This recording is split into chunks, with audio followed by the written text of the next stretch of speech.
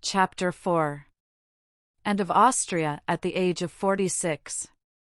Hen left alone with Bernouin, Mazarin was for some minutes lost in thought.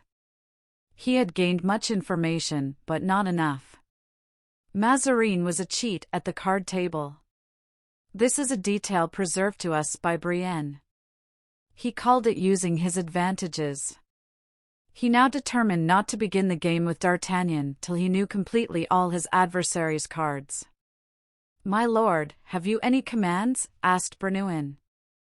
Yes, replied Mazarin. "Light me, I am going to the queen." Bernouin took up a candlestick and led the way. There was a secret communication between the cardinal's apartments and those of the queen, and through this corridor Mazarin passed whenever he wished to visit Anne of Austria. The secret passage is still to be seen in the Palais Royal. In the bedroom in which this passage ended, Bernouin encountered Madame de Beauvais, like himself entrusted with the secret of these subterranean love affairs, and Madame de Beauvais undertook to prepare Anne of Austria, who was in her oratory with the young king, Louis XIV, to receive the cardinal. And, reclining in a large easy-chair, her head supported by her hand, her elbow resting on a table, was looking at her son, who was turning over the leaves of a large book filled with pictures. This celebrated woman fully understood the art of being dull with dignity. It was her practice to pass hours either in her oratory or in her room, without either reading or praying. When Madame de Beauvais appeared at the door and announced the cardinal, the child, who had been absorbed in the pages of Quintus Curtius, enlivened as they were by engravings of Alexander's feats of arms, frowned and looked at his mother. "Why," he said, "does he enter without first asking for an audience?" And colored slightly. "The Prime Minister," she said, "is obliged in these unsettled days to inform the Queen of all that is happening from time to time, without exciting the curiosity or remarks of the court." "But Richelieu never came in this manner," said the pertinacious boy. "How can you remember what Monsieur de Richelieu did? You are too young to know about such things." "I do not remember what he did, but I have inquired, and I have been told all about it." "And who told you about it?" asked Anne of Austria, with a movement of impatience. "I know that I ought never to name the persons who answer my questions," answered the child, "for if I do I shall learn nothing further." At this very moment Mazarin entered. The king rose immediately, took his book, closed it, and went to lay it down on the table, near which he continued standing, in order that Mazarin might be obliged to stand also. Mazarin contemplated these proceedings with a thoughtful glance. They explained what had occurred that evening. He bowed respectfully to the king, who gave him a somewhat cavalier reception, but a look from his mother reproved him for the hatred which, from his infancy, Louis XIV. had entertained toward Mazarin, and he endeavored to receive the minister's homage with civility. Anne of Austria sought to read in Mazarin's face the occasion of this unexpected visit, since the cardinal usually came to her apartment only after everyone had retired. The minister made a slight sign with his head, whereupon the queen said to Madame Beauvais, "It is time for the king to go to bed, call Laporte." The queen had several times already told her son that he ought to go to bed, and several times Louis had coaxingly insisted on staying where he was, but now he made no reply, but turned pale and bit his lips with anger. In a few minutes Laporte came into the room. The child went directly to him without kissing his mother. "Well, Louis," said Anne, "why do you not kiss me?" "I thought you were angry with me, madam, you sent me away." "I do not send you away, but you have had the smallpox, and I am afraid that sitting up late may tire you. You had no fears of my being tired when you ordered me to go to the palace today to pass the odious decrees which have raised the people to rebellion." "Sire," interposed Laporte, in order to turn the subject, "to whom does your Majesty wish me to give the candle?" "To anyone, Laporte," the child said, and then added in a loud voice, "to anyone except Mancini." Now Mancini was a nephew of Mazarin's, and was as much hated by Louis as the cardinal himself, although placed near his person by the minister. And the king went out of the room without either embracing his mother or even bowing to the cardinal. Good, said Mazarin, I am glad to see that His Majesty has been brought up with a hatred of dissimulation. Why do you say that? Asked the Queen, almost timidly. Why, it seems to me that the way in which he left us needs no explanation. Besides, His Majesty takes no pains to conceal how little affection he has for me. That, however, does not hinder me from being entirely devoted to his service, as I am to that of your Majesty. I ask your pardon for him, Cardinal, said the Queen. He is a child, not yet able to understand his obligations to you. The Cardinal smiled. But, continued the Queen, you have doubtless come for some important purpose. What is it, then? Mazarin sank into a chair with the deepest melancholy painted on his countenance. It is likely, he replied, that we shall soon be obliged to separate, unless you love me well enough to follow me to Italy. Why? Cried the Queen, how is that? Because, as they say in the opera of Thisbe, the whole world conspires to break our bonds. You jest, sir, answered the Queen, endeavoring to assume something of her former dignity. Alas! I do not, madam, rejoined Mazarin. Mark well what I say. The whole world conspires to break our bonds. Now as you are one of the whole world, I mean to say that you also are deserting me. Cardinal! Heavens! Did I not see you the other day smile on the Duke of Orleans? Or rather at what he said. And what was he saying? He said this, Madame, Mazarin is a stumbling block. Send him away and all will then be well. What do you wish me to do? Oh, Madame! You are the Queen. Queen, forsooth. When I am at the mercy of every scribbler in the Palais Royal who covers waste paper with nonsense, or of every country squire in the kingdom. Nevertheless, you have still the power of banishing from your presence those whom you do not like. That is to say, whom you do not like, returned the Queen. Persons whom I do not like. Yes, indeed. Who sent away Madame de Chevreuse after she had been persecuted 12 years under the last reign? A woman of intrigue, who wanted to keep up against me the spirit of cabal she had raised against M. de Richelieu. Who dismissed Madame de Hautefort, that friend so loyal that she refused the favor of the king that she might remain in mine. A prude, who told you every night, as she undressed you, that it was a sin to love a priest, just as if one were a priest because one happens to be a cardinal. Who ordered Monsieur de Beaufort to be arrested? An incendiary, the burden of whose song was his intention to assassinate me. You see, Cardinal, replied the Queen, that your enemies are mine. That is not enough, madam, it is necessary that your friends should be also mine. My friends, monsieur? The Queen shook her head. Alas, I have them no longer. How is it that you have no friends in your prosperity when you had many in adversity? It is because in my prosperity I forgot those old friends, monsieur, because I have acted like Queen Marie de Médicis, who, returning from her first exile, treated with contempt all those who had suffered for her, and, being proscribed a second time, died at Cologne abandoned by everyone, even by her own son. Well, let us see, said Mazarin, isn't there still time to repair the evil? Search among your friends, your oldest friends. What do you mean, monsieur? Nothing else than I say, search. Alas, I look around me in vain. I have no influence with anyone. Monsieur is, as usual, led by his favorite. Yesterday it was Choisy, today it is La Rivière, tomorrow it will be someone else. Monsieur le Prince is led by the coadjutor, who is led by Madame de Guémeny. Therefore, madam, I ask you to look, not among your friends of today, but among those of other times. Among my friends of other times, said the Queen. Yes, among your friends of other times, among those who aided you to contend against the Duc de Richelieu and even to conquer him. What is he aiming at? Murmured the Queen, looking uneasily at the Cardinal. Yes, continued his eminence, under certain circumstances, with that strong and shrewd mind your majesty possesses, aided by your friends, you are able to repel the attacks of that adversary. I, said the queen. I suffered, that is all. Yes, said Mazarin, as women suffer in avenging themselves.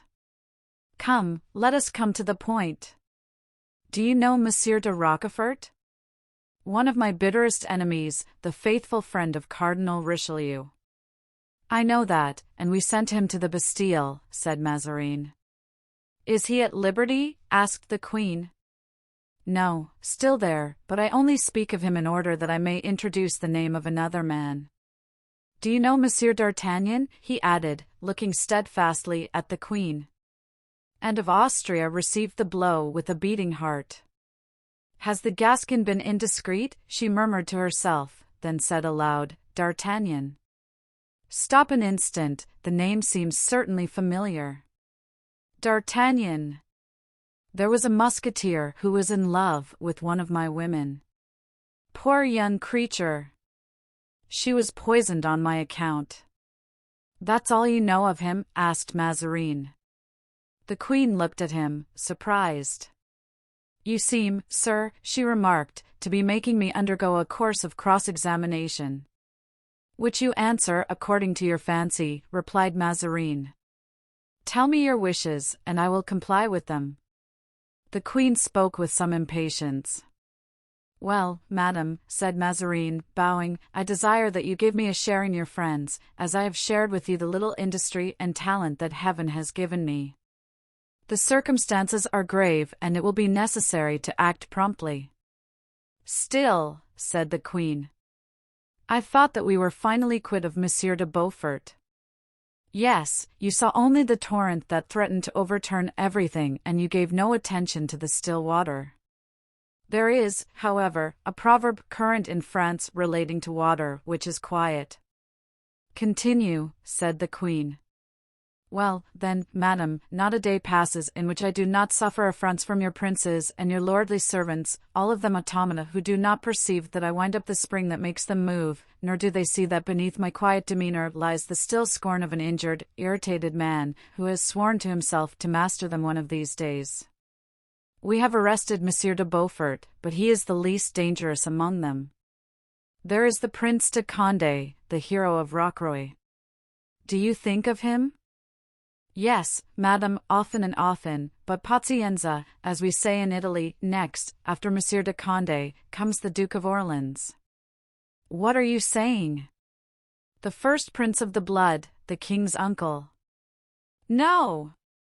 Not the first prince of the blood, not the king's uncle, but the base conspirator, the soul of every cabal, who pretends to lead the brave people who are weak enough to believe in the honor of a prince of the blood, not the prince nearest to the throne, not the king's uncle, I repeat, but the murderer of Chile, of Montmorency and of Cinq-Mars, who is playing now the same game he played long ago, and who thinks that he will win the game because he has a new adversary, instead of a man who threatened, a man who smiles. But he is mistaken. I shall not leave so near the queen that source of discord with which the deceased cardinal so often caused the anger of the king to rage above the boiling point. And blushed and buried her face in her hands. What am I to do? She said, bowed down beneath the voice of her tyrant. Endeavor to remember the names of those faithful servants who crossed the Channel, in spite of Monsieur de Richelieu, tracking the roads along which they passed by their blood, to bring back to your majesty certain jewels given by you to Buckingham. And arose, full of majesty, and as if touched by a spring, and looking at the cardinal with the haughty dignity which in the days of her youth had made her so powerful. You are insulting me, she said. I wish, continued Mazarin, finishing, as it were, the speech this sudden movement of the queen had cut, I wish, in fact, that you should now do for your husband what you formerly did for your lover. Again that accusation, cried the queen. I thought that calumny was stifled or extinct. You have spared me till now, but since you speak of it, once for all, I tell you, madam, I do not ask you to tell me, said Mazarin, astounded by this returning courage. I will tell you all, replied Anne. Listen, there were in truth, at that epoch, for devoted hearts, for loyal spirits, for faithful swords, who saved more than my life, my honor, ah. You confess it, exclaimed Mazarin. Is it only the guilty whose honor is at the sport of others, sir? And cannot women be dishonored by appearances? Yes, appearances were against me, and I was about to suffer dishonor. However, I swear I was not guilty, I swear it by— The queen looked around her for some sacred object by which she could swear, and taking out of a cupboard hidden in the tapestry, a small coffer of rosewood set in silver, and laying it on the altar, I swear, she said, by these sacred relics that Buckingham was not my lover. What relics are those by which you swear? Asked Mazarin, smiling. I am incredulous. The queen untied from around her throat a small golden key which hung there, and presented it to the cardinal. Open, sir, she said, and look for yourself. Mazarin opened the coffer. A knife, covered with rust, and 2 letters, one of which was stained with blood, alone met his gaze. What are these things? He asked. What are these things? Replied Anne, with queen-like dignity, extending toward the open coffer an arm, despite the lapse of years, still beautiful. These 2 letters are the only ones I ever wrote to him. This knife is the knife with which Felton stabbed him. Read the letters and see if I have lied or spoken the truth. But Mazarin, notwithstanding this permission, instead of reading the letters, took the knife which the dying Buckingham had snatched out of the wound and sent by Laporte to the queen. The blade was red, for the blood had become rust. After a momentary examination during which the queen became as white as the cloth which covered the altar on which she was leaning, he put it back into the coffer with an involuntary shudder. It is well, madam, I believe your oath. No, no, read, exclaimed the queen, indignantly, read, I command you, for I am resolved that everything shall be finished tonight, and never will I recur to this subject again. Do you think, she said, with a ghastly smile, that I shall be inclined to reopen this coffer to answer any future accusations? Mazarin, overcome by this determination, read the 2 letters.